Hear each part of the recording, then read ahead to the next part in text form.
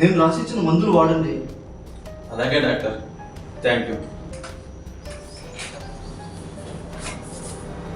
మీరు మందులు వేసుకోండి. నాకు ఈ మందులేం పనిచేయవు. నువ్వు నా పక్కనుంటే ధైర్యంగా ఎక్కువ కాలం బతకగలను. మీరు క్యాన్సర్ ఫైనల్ స్టేజ్లో ఉన్నారు. మీరు ఆఫీస్కి ఎలాగా రాలేరు. నేను కూడా వెళ్ళకపోతే ఎలా చెప్పండి? నేను రేపు ఉదయం మన ఆఫీస్ పని మీద బెంగళూరు వెళ్ళాలండి. నేను వారం రోజుల కన్నా ఎక్కువ బతకను. కనీసం ఈ వారం రోజుల్లో నన్ను నా పక్కనే ఉంది. ఆఖరి రోజుల్లో భార్య పక్కన ఉండాలనుకోవటం తప్పు కాదు కదా. ఈ ఆస్తి మీది, ఈ ఆఫీసులు అన్ని మీవే. మీరే సంపాదించారు. అంతేకాదు పేదరికంలో ఉండి నన్ను పెళ్లి చేసుకొని నాకు కొత్త జీవితం ఇచ్చారు మీరు.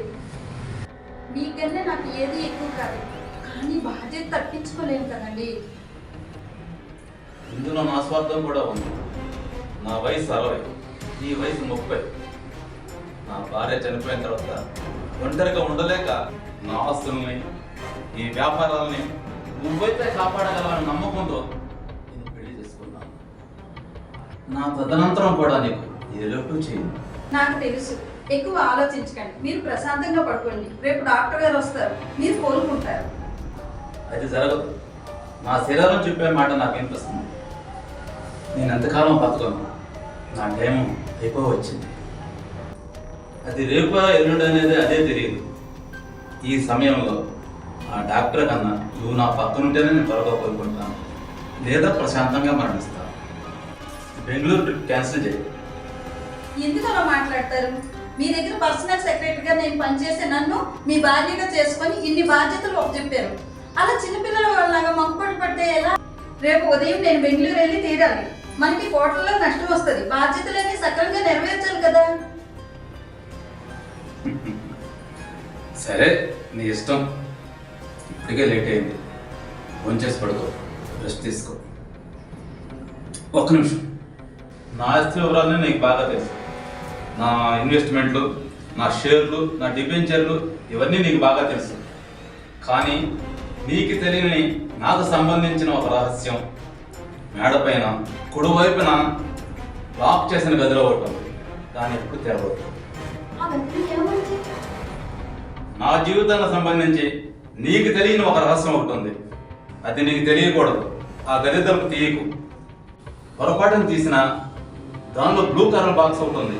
దాన్ని అసలు తీయకు. కొన్ని రహస్యాలు బయటపడకుండా రహస్యంగా ఉండడమే మంచిది. ఇది చెప్తామని ఆపాను. రేపు ఉదయం నువ్వు బెంగళూరు వెళ్ళాలి కదా, వెళ్ళి రెస్ట్ తీసుకో. All the best. థ్యాంక్స్ అండి. రేపు ఉదయం నేను మీ ఆశీస్సులు తీసుకునే వెళ్తానండి. అప్పుడే నా ట్రిప్ సక్సెస్ అవుతుంది.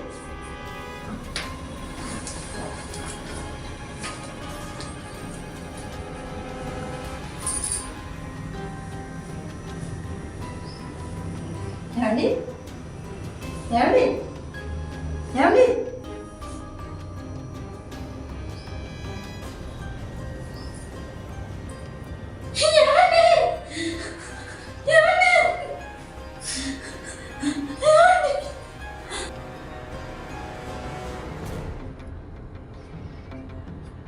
ఇది మీ వారు చనిపోవడానికి వారం రోజుల ముందు ఇచ్చిన వీలునామా. అయినా ఈ విల్లు ఎందుకు ఇలా తిరిగి రాశారు? తెలియదు. ఈ ఆస్తిలో ఎక్కువ భాగం వారి బంధువులకే చెందుతుంది. చివరి వరకు ప్రాణం కన్నా ఎక్కువగా ప్రేమించిన తన భార్యను ఇలా మోసం చేశారు. ఆయన ఆస్తులు ఎక్కువ మీ పేరుతోనే ఉన్నాయి. ఆయన ఆస్తులు ఇంకా ఎక్కడెక్కడ ఉన్నాయో మీకే తెలవాలి. ఏమో, నాకు మాత్రం ఇప్పటికీ ఆయన గురించి పూర్తిగా తెలియదు. ఆయన జీవితంలో ఏ రహస్యాలు ఉన్నాయో భారీగా మీకే తెలవాలి.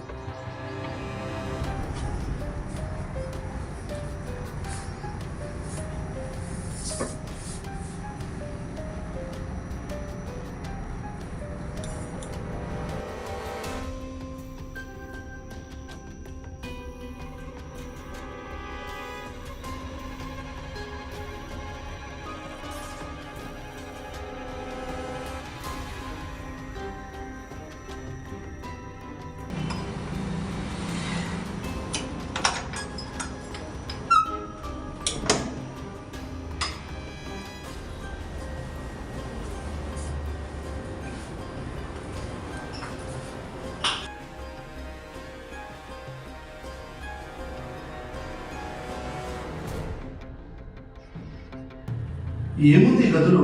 గుప్త నిధుల, వజ్రాల, బంగారమా, వెండి, డబ్బులు కట్టల? తెలియదు. నా భర్త నాకు చెప్పేది రహస్యానికి రహస్యంగా ఉంచడమే మంచిదని చెప్పాడు. నీ భర్తే భూమి మీద లేడు, ఆయన మాటకే విలువ లేదు. పద వెతుకుదాం.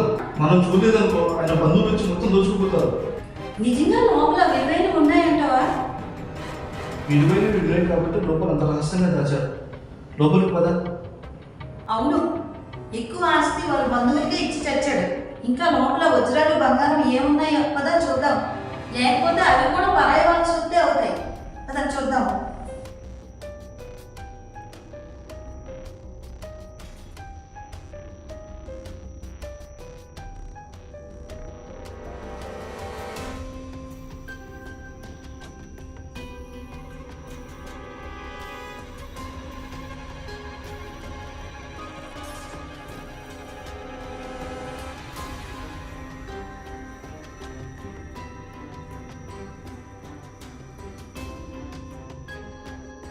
ఏముంది బిడ్డలు? వజ్రాల, బంగారమా?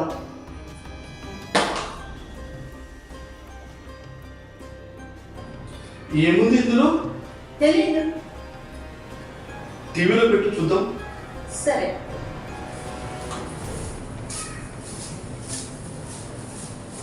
ఏంటిది?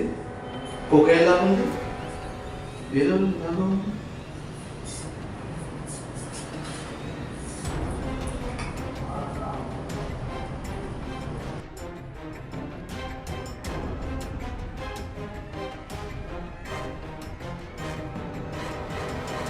నాకు తెలుసు నువ్వు ఈ గది తలుపు తెరుస్తావని. ఏ పని అయితే చేయొద్దంటామో అదే చేయటం మనుషుల యొక్క నైజం. స్వార్థం, అత్యాశ, కొత్త కొత్త రుచుల కోసం వెతుకులాడటం డబ్బున్న వాళ్ళ నైజం. నా భార్య అనారోగ్యంతో బాధపడుతున్నప్పుడు నేను నీతో అక్రమ సంబంధం పెట్టుకున్నాను. నేను నిన్ను ప్రేమించాను, నువ్వు నా డబ్బుని ప్రేమించావు. నా భార్య చనిపోయిన 6 నెలలకే ప్రపంచం ఏమనుకుంటుందో అన్న భయం లేకుండా నిన్ను పెళ్లి చేసుకున్నాను చూడు. అది నీ మీద ఉన్న ప్రేమ మాత్రమే.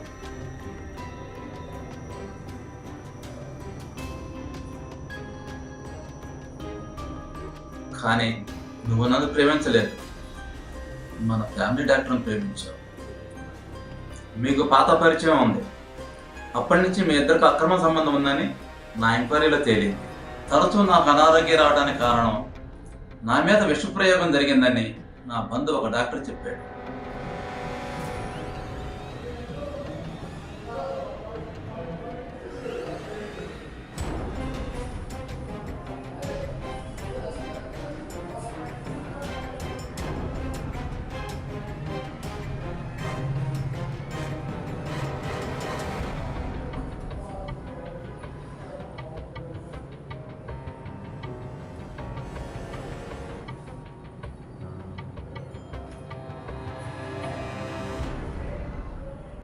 వాడు బ్రతకడు, అది విషం. మీ ఇద్దరు కలిసి నా మీద ప్రయోగించిన విషం.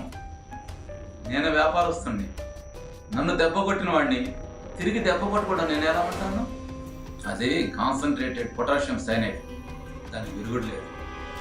నేను నా భార్యను మోసం చేశాను, మీరు నన్ను మోసం చేశారు.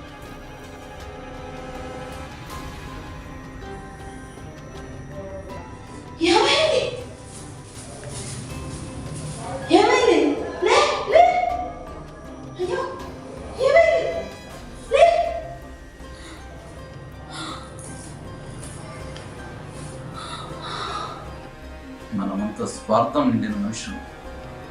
నేను పక్కా వ్యాపారస్తుండే కాదు, ప్రేమించే మనిషిని. ఇంకా నిన్ను ప్రేమిస్తూనే ఉన్నా.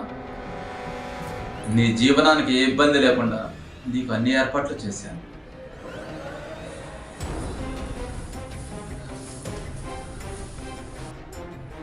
ఒకటి గుర్తుంచుకో, నిన్ను ప్రేమించిన వారిని నువ్వు ప్రేమించకపోయినా పర్లేదు, కానీ మోసం చేయకూడదు.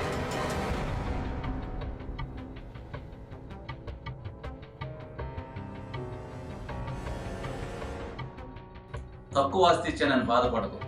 సంతృప్తే నిజమైన ఆస్తి. మనుషులకు ఉండే అత్యాశ, అసంతృప్తే ఈ అన్ని అనర్థాలకు కారణం. అసంతృప్తిని సంతృప్తిగా మార్చుకోగలిగితే అంతా ఆనందమే. నీ జీవితం కూడా ఆనందంగా ఉండాలని నేను కోరుకుంటున్నాను.